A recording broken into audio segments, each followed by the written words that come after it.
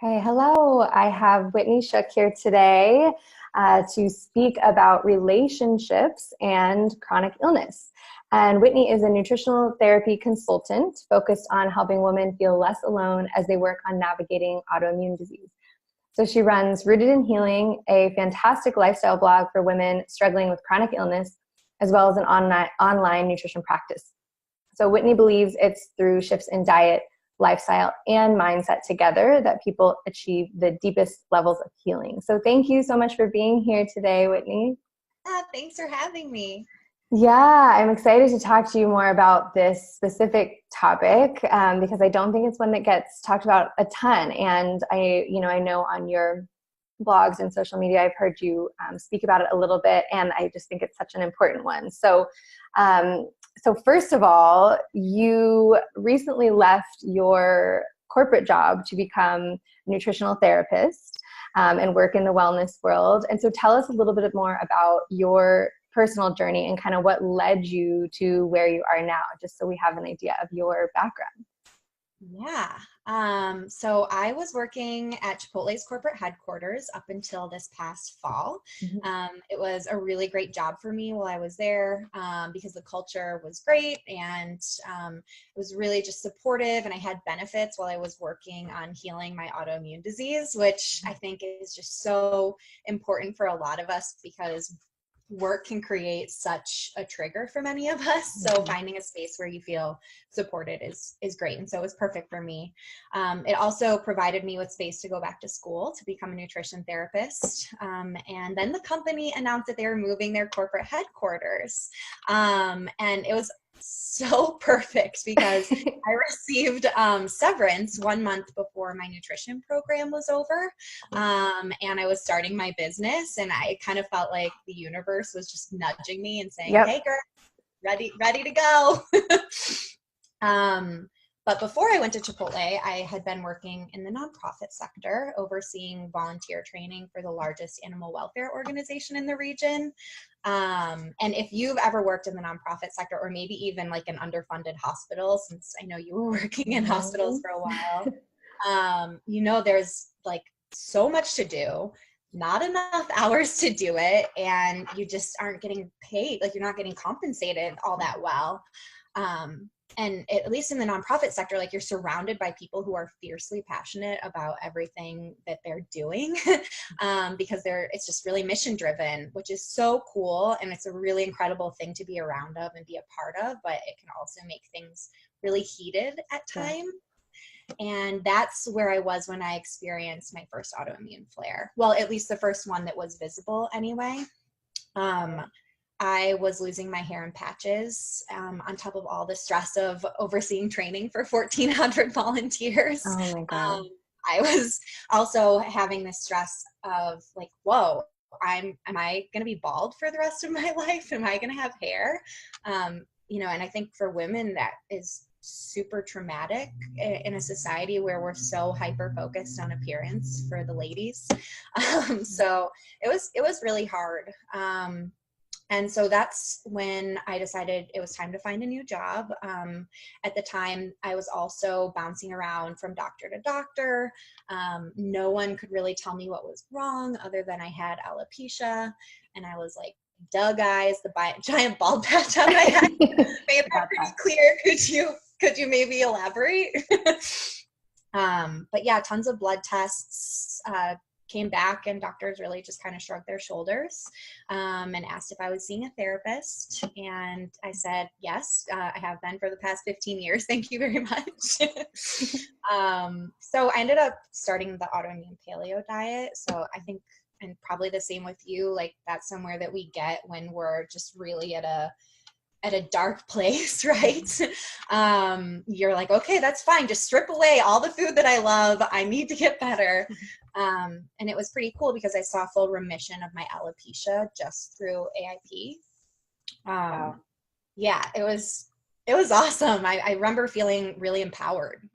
Yeah, that's amazing. Did you, before you had that flare up, you said that was kind of your first flare up. Had you had any sort of, autoimmune issues, or just like even looking back now, like vague issues sort of before, or was that just kind of kind of night and day for you? Yeah. When I look back over my life, Yeah. I think that really my symptoms started developing at puberty. Yeah.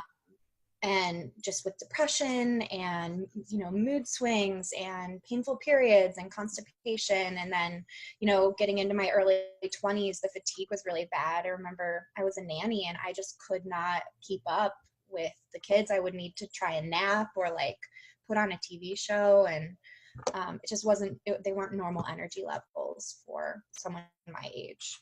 Mm-hmm.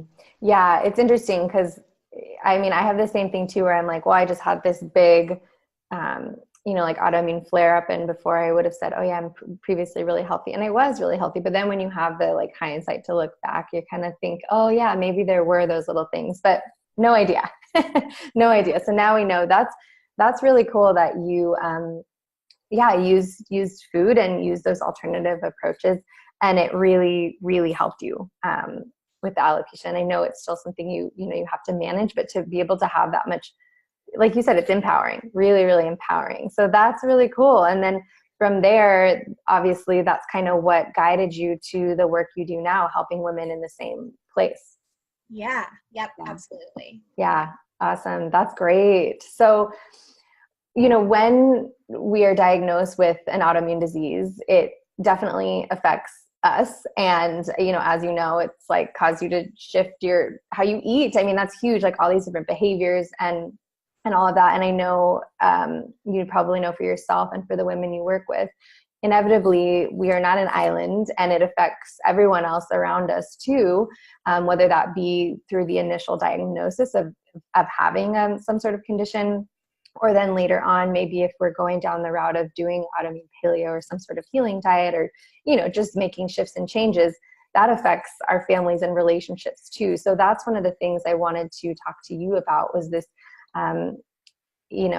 issue of how having a chronic illness affects relationships. So for you personally, either from like when you were diagnosed, or then maybe later down the line when you were starting to use diet and lifestyle, how did it affect your relationships? Yeah, I think first and foremost, it impacted my relationship with myself. And then everything stemmed from there, right? Mm-hmm. I really had to peel away a lot of layers. I had been kind of a big party girl, vegan, activist, and most of my relationships had been based on that. And my relationship with myself, that was such a huge part of my identity. And as I lost that, I felt like none of my relationships were significant anymore, if that makes sense. And especially so with my husband, it was hard. Like we got to know each other, going out to bars, eating at restaurants, going on hikes, rock climbing, biking, all of these really fun, adventurous things. And I felt like such a shell of myself.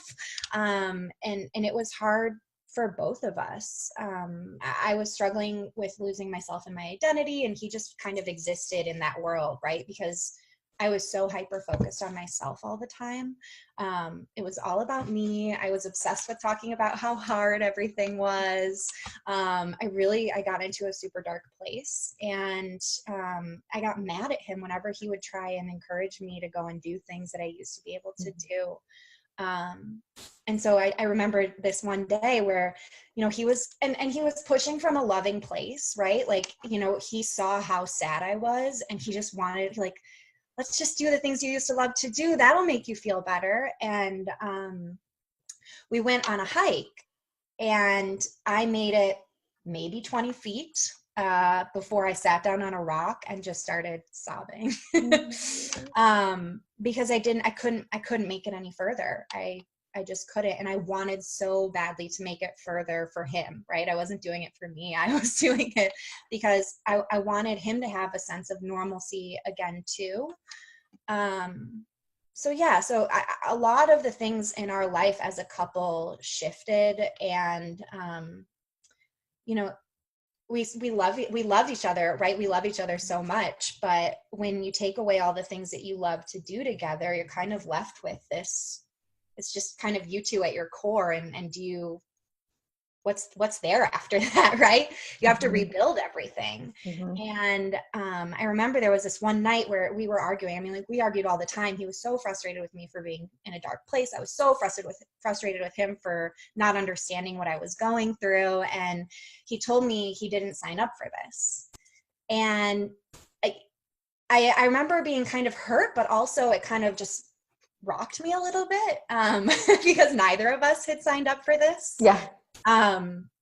But it was a turning point for me, because I realized how much he was hurting in that moment, and that maybe, just maybe, I could try to make a little bit of more of an effort, right? Because after that hike, I went into this super dark place. I didn't want to even try after that. So we went several months with me just not trying. And this took me to a place where I'm like, maybe, just maybe, I can put in this effort. And so I remember we went out to a vegan restaurant that I used to love, and it's an AIP nightmare, but but I had like lettuce, and I had some roasted beets and a kombucha. There was no dressing. But it really kind of like woke me up. It energized me for the first time since, going through the flare, changing the diet. And it almost felt like this post AIP rebirth for me. Mm-hmm.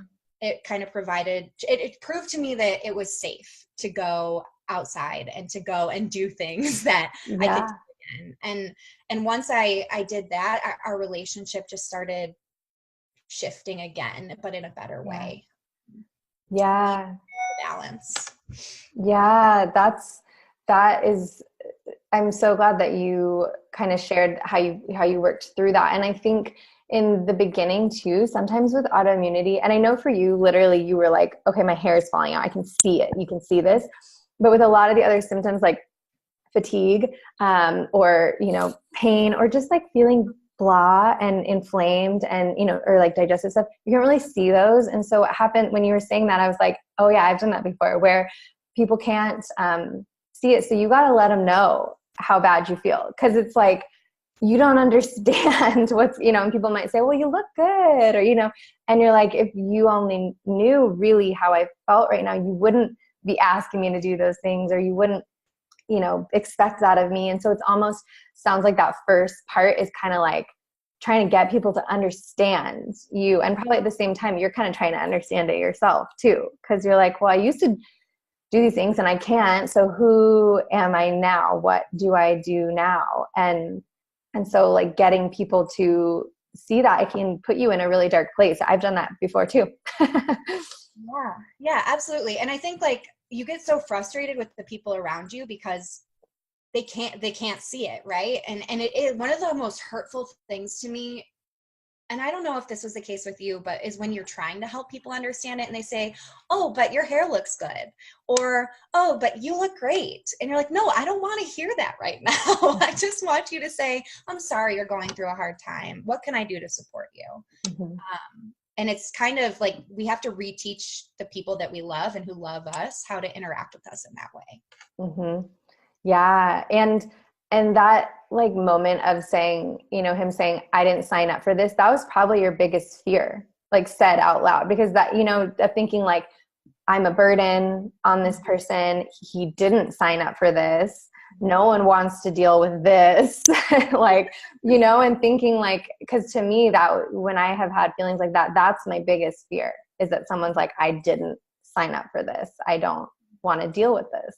Mm-hmm. So how was that, like hearing that? Yeah, it was hard. It was, it was heartbreaking, but at the same time, it was eye-opening, to kind of show me where he was at in all of this, and what a dark place he was in. So, even though it was really painful, I appreciated that he was honest with me. Yeah. Because otherwise, I might have just kept going down the same path and pushing him away, because it wasn't that he wasn't trying, right? And that he didn't love. It was that I just kept pushing him further and further and further away. Because again, going back to that, who would love this?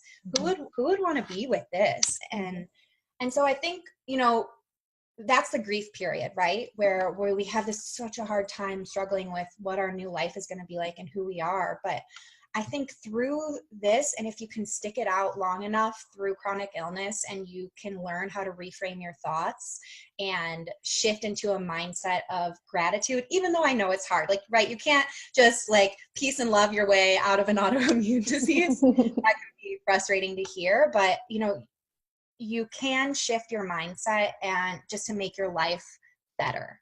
And when I was much more miserable when I was in the woe is me phase than I am when I'm like, you know what, I'm just going to take this one day at a time and I'm going to be grateful for the things that I do have. Yeah. And it's someone the other day said it as like, it's relating to your symptoms differently. So they may still be there. Hopefully they're better. Hopefully they're better. But they may still be there and you're just kind of relating to them differently. But I like how you said it's like a period of, it's a little bit of grief, right? You're kind of losing different things. And so of course it's going to affect, if it's affecting you, it's going to affect everyone around you. And so being able to, like you said, kind of come through that almost like with a whole new understanding of, I'm sure it brought you both way closer to who you each were. And, on the other end too, I'm sure we could do like a whole podcast on like the other side, people in relationships with people with that, because, there's that whole of trying to fix someone and you really can't fix another person and that whole thing. But I'm sure it kind of, brought you both a little bit closer to your core selves as well, being able to get through that. So that's, I very much admire that. Yeah. Mm-hmm. Yeah, it was cool. And honestly, like, now my husband checks in with me, right? Like we found this balance where like, yes, he appreciates that I'm pushing myself to try and see friends one day a week, right? Or, that I'll try to go on hikes that are not as intense. And he's always checking in with me too, right? Like it's like this loving, caring space. We were in New York City and he's like, I think we need to stop and go to a coffee shop and just relax for a little bit, So we've really learned how to work together and appreciate each other. And it's really evolved into this deeper relationship that's just really special. So. Yeah. Oh, that's great. I love to hear that. And I saw your amazing New York pictures and traveling. And so that's one of the questions I kind of have too is when you are, traveling or you're with other people or out with your friends or going to happy hours, like wanting to still live a life and be social and interact with people, but you may either be limited by diet or maybe you're not drinking alcohol, which is, can be a really social thing, or like you don't have the energy, or I don't know, any of these things. How do you kind of deal with other people that maybe are not on the same path as you and maybe don't understand when you're in these social settings with friends? Yeah. So I honestly have gotten to a place, and I know not everybody gets there, but where I'm just like really honest with everybody. It's like, hey, I have an autoimmune disease. It makes it hard for me to socialize, or I have an autoimmune disease, so I'm not drinking. Like, don't offer to give me soda. Don't try to peer pressure me into drinking. One drink can make me feel awful. So yeah, I'm really honest with people. And also I've just gotten to this place where like, I feel so true to myself. And I know that some of those things aren't going to make me feel better. So I feel completely empowered to say no, or to say to friends, I know this might be kind of disappointing, but I need to stay in tonight. And when I do go out, I have a good time, and I'll drink a soda water with lime or a kombucha, or, like sometimes I will get a drink every once in a while, and that's fun too. But really, I think for me, it's about setting boundaries and also communicating with the people around you. Yeah. And maybe first having to know what your own boundaries are. Because I think sometimes if we don't even know that, if we're like, haven't made those connections that maybe certain foods or certain alcohols or whatever make us feel bad, then we don't even know. So maybe it's kind of a journey of figuring out what those boundaries are, but then not being afraid to communicate them, which can be the hardest part. Like, no one wants to be the person at the restaurant with the tough order, or like, the weirdo that's like eating something different or not drinking, or, so it's kind of almost, again, like coming back to knowing who you are, and being confident with that. Yeah. And embracing where you're at on the journey. Yeah. Right. And this is something I've been able to cultivate over years, right? That wasn't how it was at the beginning. it is challenging. You're right. It's trial and error. It's figuring out what works for you and having grace for yourself as you do that. Yeah, yeah, definitely. I know that's sometimes the hardest thing for people. If people will say like, well, just have a little bite, like a little bite won't kill you, or, and what I found is that if you are, once you kind of put up those barriers, you're like, oh no, I'm sorry. I don't eat gluten right now, or right now I'm not having dairy. Like it brings up other stuff in people that really has nothing to do with you. And for a while, I really thought it had a lot to do with me. And I was like, oh, I'm disappointing them. And then I'm like, wait, why do they care what I eat? There's something going on there that you reflect back, Yeah, it's like their shadows are like kind of, or their Yeah. insecurities are coming out. Like maybe I should be eating better. Well, Yeah. that's on you. Yeah. So kind of understanding what's yours, what's theirs. And like you said, it takes time. So I think anyone listening to this might be like, oh, I'm not quite there. I still find that, because I know so many people find that social piece one of the hardest, but that it takes just a little bit of practice to kind of keep stepping into your power and feeling okay communicating what you need. Because at the end of the day, you're the one that is living in that body, and you go home in that body. And so communicating what you need can be a super important piece of it too. Yeah, absolutely. Yeah.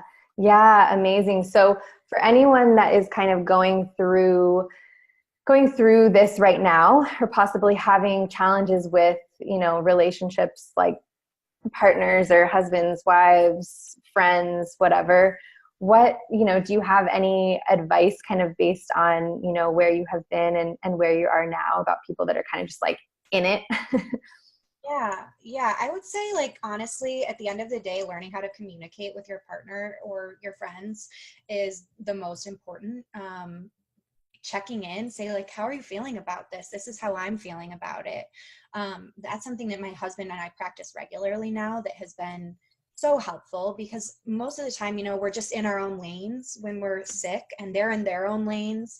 And so figuring out how we can share our emotions and share our feelings and helps us have compassion for each other, and just get to a better place. So I would say being vulnerable and honest, and if you love your partner a lot, one thing that I recommend to many of my clients, if they're struggling, is go and see a therapist, go and see a couple therapists. That can just work wonders, and they can see things that are going on that maybe you and your partner aren't seeing. Yeah. Yes. Such good advice. Because it's tough, and it's tough to carry all of that yourselves too, and work through all of that. And, it sounds like for you that, and I know for me too, that some really positive things have actually come out of having an autoimmune disease and working through some of this. So for you, just off the top of your head, what are some of the like positive things you feel that have come from this? I feel like so many layers of who I thought I was supposed to be have been shed. And I've really been able to rebuild myself in a way that I love. Like, I'm so aligned with my life right now. And I don't think I would have ever woken up or gotten out of that terrible, stressful job or figured out how to love myself if it weren't for having this huge breakdown and rebuild. So Yeah. Beautiful. Yeah. What about you? Yeah, I mean, I think the same thing. Like with all of these things, it just kind of shakes you down to your core, and then it makes you reevaluate who you are, what you want. And I think it's just like really, really, really knowing yourself. Because for me, that all kind of happened when I was 18. So that's when you have no idea who you are. Like you really think you do, but I think just being able to really, really know yourself and feel kind of confident sharing your truth. So for me, there's been a lot of wonderful things. And, sometimes we're like, well, I wish I would have learned them a little differently, but it's like, yeah, it's been great. So I just kept hearing that come through for you. And I wanted people to hear that as well, to know that there are some, really positive things that can kind of come from that with relationship with yourself and with others. So yeah, amazing. Well, thank you so much. That's wonderful. And for people that want to find you and learn more from you and follow you, I know you have an amazing Instagram, and everyone needs to go follow it now because you share such good tips and just your amazing authentic self. But where do people find you? Yeah, so my website and blog is rootedinhealing.net, and then I'm on Instagram at rooted.in.healing, and I would love to see you guys over there. Yeah, amazing. And you work with clients one-on-one too for Yeah, nutrition therapy, so people can find out more about that on your website as well. absolutely. Yeah, perfect. Good. Well, thank you so much for being here. Thank you for sharing your truth and everything about relationships and chronic illness. I know it's been really helpful, and I'm sure it will be very helpful for a lot of people listening. So thank you. Thank you. Absolutely. Thanks, Christina. Okay, bye.